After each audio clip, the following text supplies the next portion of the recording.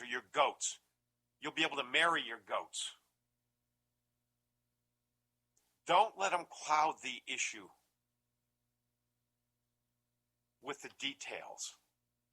It's right from wrong. It's what God planned versus what the devil wants.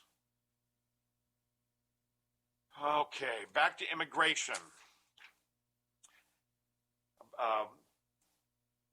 New senator in Oklahoma, James Lankford, got on the floor and he stated, it's not about a government shutdown and it's not about immigration. It's about illegal immigration. Finally, a senator that gets it. He says President Clinton put out an executive order and the House voted against that to defund that executive order. That was in 98. They defunded it because it took over power from the legislative branch in the states. Our legislators are there to represent us, to keep us from being subject to a dictator. And we need this Congress to stand up and do the same thing. The American people do believe in the rule of law. They do believe in the Constitution. And they do believe in immigration. Immigration is a part of America. What we have a problem with is the illegal immigration. And for the president to step up and say, I'm just going to remove the word illegal and be able to make the transition to this and ignore the law, a lot of people have a real problem with that. And don't believe him when Obama gets up and gives his BS speech saying 95% of Americans just want these people to be legal. If his lips move tomorrow night, you know he's lying. The chairman of the House Homeland Security Committee, Michael McCall, and the chairman of the House Judiciary Committee, Bob Goodlatte, both signed a letter today and sent it to Obama, stating that the Constitution is clear that it's Congress's duty to write our laws, and once they are enacted, it's the president's responsibility to enforce them. I'm not going to read the entire letter, but it was a well-written letter, and Obama has been put on notice. He says, it's been true under the Deferred Action for Childhood, DACA, childhood arrivals, and it's been true under your administration's policy to not follow the immigration laws already on the books. But we will be forced to use the tools afforded to Congress by the Constitution to stop your administration from successfully carrying out your plan. They are going to stop it. Not sure what they're going to do. The power of the purse is the most likely thing. They can defund just about anything that Obama puts forth. Touch on this one. We got a break coming up, but we'll touch on this one a little bit more. We did it last night. Obama had a meeting with Al Sharpton and some of the race-baiting activists on the ground in Ferguson.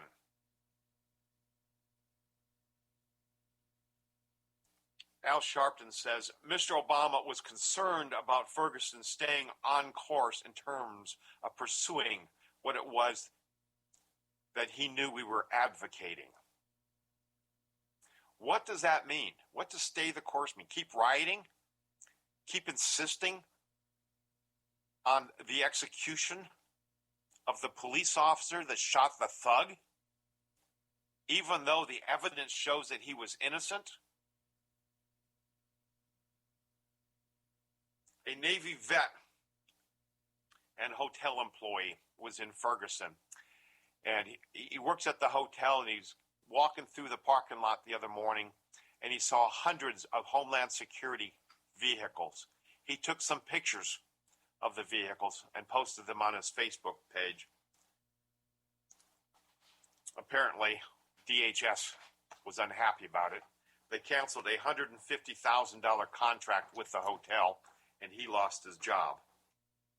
Now, this meeting wasn't on the books for the president. He's holding off-book meetings with race-baiting activists, people that are anti-police, that are anti-civilized, that are anti-business. These people burned down stores. They looted. They robbed. And he's saying, stay the course. What does that mean? And what is the most transparent president even doing, having off-book meetings with race-baiting activists anyway? Folks, stay with us. We got a lot more coming up on the other half of the hour, and you won't want to miss it. We'll be right back. Most diversified radio station on the dial, AM 1050 KCAA. Guardian of our constitutional republic, founder of Patriot-Radio.net. Ladies and gentlemen, Tom O'Halloran. Stuff your pockets while Rome is burning. I've got a feeling that the tide is turning. I am America. One voice, united we stand. I am America. One hope to heal our land.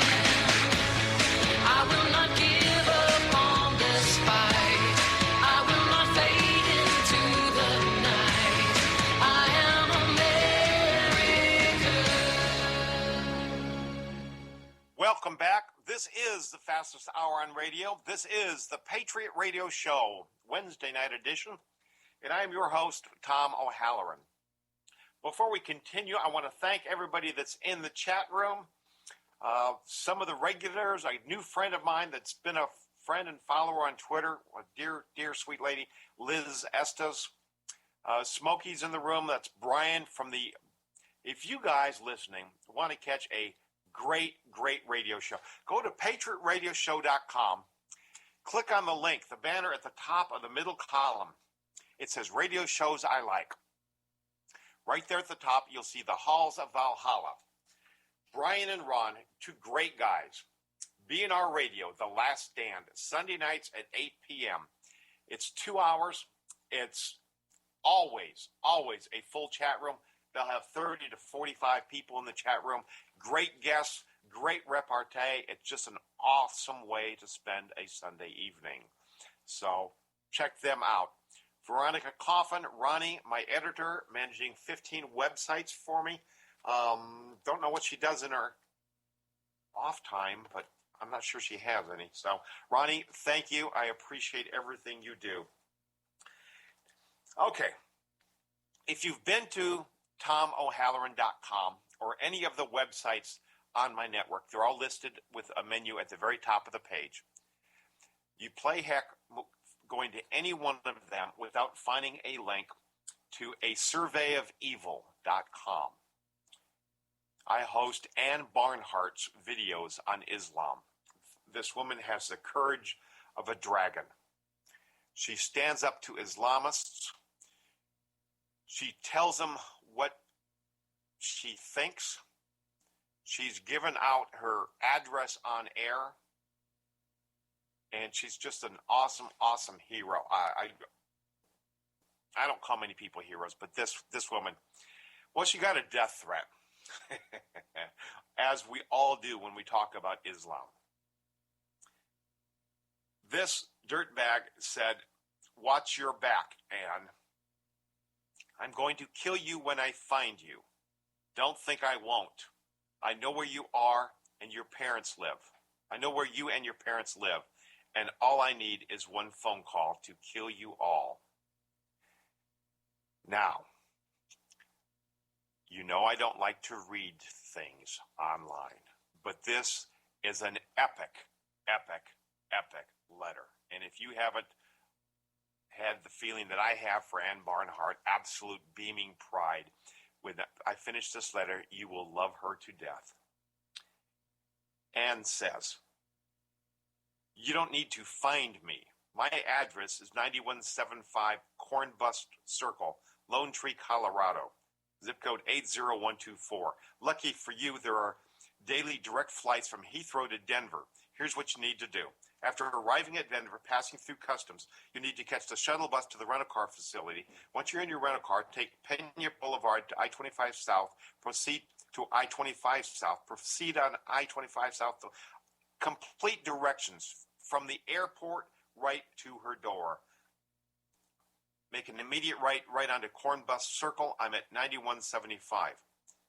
Just do me one favor, please. Wear body armor.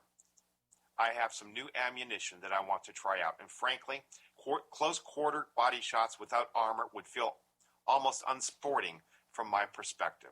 That and the fact that I'm probably carrying a good 50 IQ points on you makes it morally incumbent on me to spot you a tactical advantage. However, being that you're a miserable, trembling coward, I realize that you're probably incapable of actually following up on any of your threats without losing control of your bowels and crapping your pants while simultaneously sobbing yourself into hyperventilation. So how about this? Why don't you contact the main mosque here in Denver and see if some of the local Musloids here in town would be willing to carry out your attack for you. After all, this is what your perfect man, Muhammad, did. Pig excrement be upon him. You see, Muhammad, being a miserable coward and con artist, would send other men into battle to fight on his behalf. Muhammad would stay at the back of the pack and let the stupid, ignorant suckers like you that he conned into his political cult do the actual fighting and dying. Muhammad would then fornicate with the dead men's wives and children. You should follow Muhammad's example. Here's the contact information for the mosque here in Denver.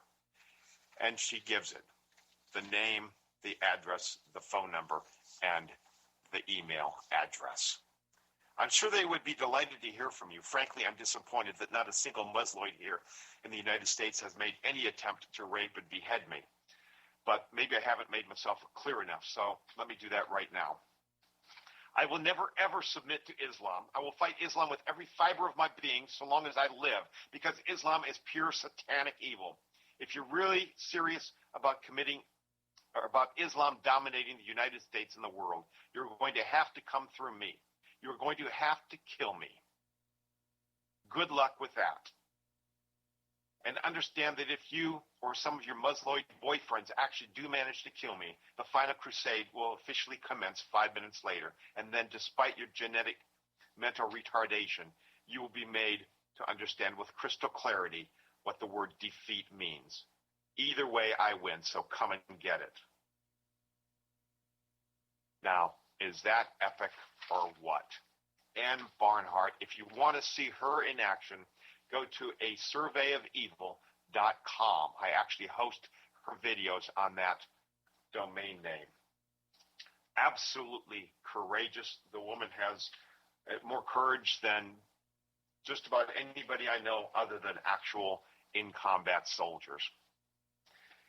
Okay, let's see. What do we got next? Okay, this one here. Major corporations are funding the gay attack on Christians, on children, on families and society. Major attacks.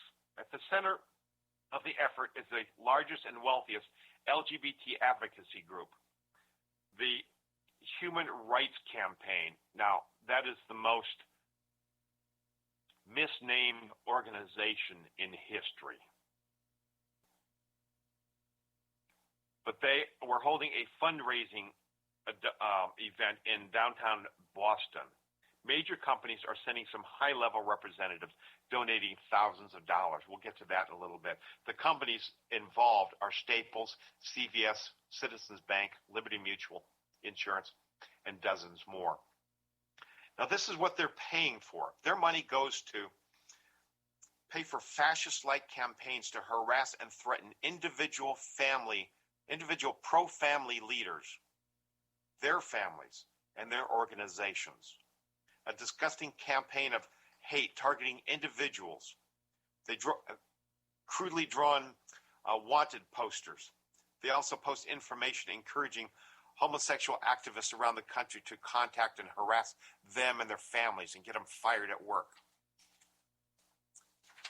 These companies' monies also pay for